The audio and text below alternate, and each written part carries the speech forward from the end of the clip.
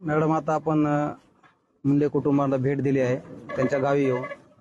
तर आपली काय मागणी असणार आहे? मुळे मागणी आहे की याच्यामध्ये जे पोस्टमार्टम रिपोर्ट बदलण्याचा जे प्रयत्न करत होते आणि जे फिटनेस सर्टिफिकेट देण्याचा प्रयत्न करत होते त्याचा दबाव होता. फिटनेस सर्टिफिकेट द्या, पोस्टमार्टम बदला, हे खूप मोठा रॅकेट आहे याच्या पाठीमागे. आणि हे रॅकेट पर्यंत आपल्याला पोहोचावं लागेल. आणि जसे याच्यामध्ये कोण खासदार आहे, कोण त्यांचे पीए आहे, याची पण सखोल चौकशी व्हायला पाहिजे.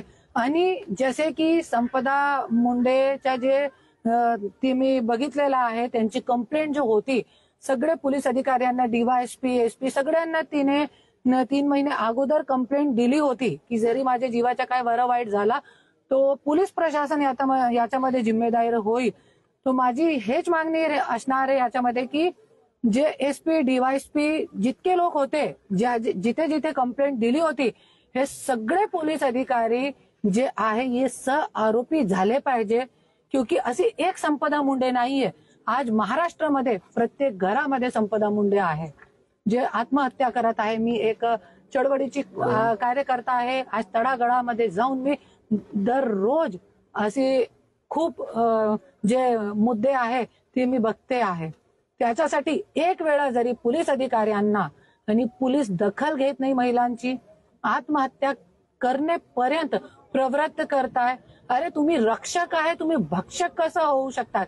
आणि देवेंद्र फडणवीस साहेब, मी तुम्हाला मागणी करते की संपदा मुंडेच्या प्रकरणमध्ये तुम्ही एसआयटी नेमा आणि जे कोणत्या व्यक्तीच्या सांगण्यानुसार फिटनेस रिपोर्ट काढायला लागत होती आणि कोणत्या व्यक्तीचे सांगण्यानुसार कोण याच्या पाठीमागे रॅकेट, की आज पोस्टमार्टम रिपोर्ट बदलणं लहान गोष्टी नाहीये. लहान गोष्टी नाहीये कोणाचे पोस्टमार्टम रिपोर्ट बदलणं. आणि याची सखोल चौकशी व्हायला पाहिजे. आणि याच्यामध्ये संपदा मुंडे हत्या प्रकरणमध्ये मी हत्या बोलणार, आत्महत्या नाही बोलणार, क्योंकि ये सोची समजी साजिश आहे आणि प्रशासनाची चुकामुळे हे हत्या झालेली आहे. आणि ज्या ज्या लोक जिथे जिथे कंप्लेंट दिली होती, महिला आयोग असो किंवा एसपी असो, डीवायएसपी असो, जितके पोलीस अधिकारी आहे आणि जे हॉस्पिटलचा जे डीन होता, आणि त्या पण याच्यामध्ये आरोपी झाला पाहिजे. आणि नाही झाला, नाही तुम्ही करू शकले सीएम साहेब, तो तुम्ही राजीनामा देऊन टाका. असे गृहमंत्रीची महाराष्ट्राला काहीही गरज नाही आहे. हीच माझी मागणी असणार आहे. आणि जरी एसआयटी नेमली तो बरा आहे, नाही तो मी स्वतः स्वराज्य शक्ती सेना पक्षाच्या वतीने मी कोर्टामध्ये जाणार आहे.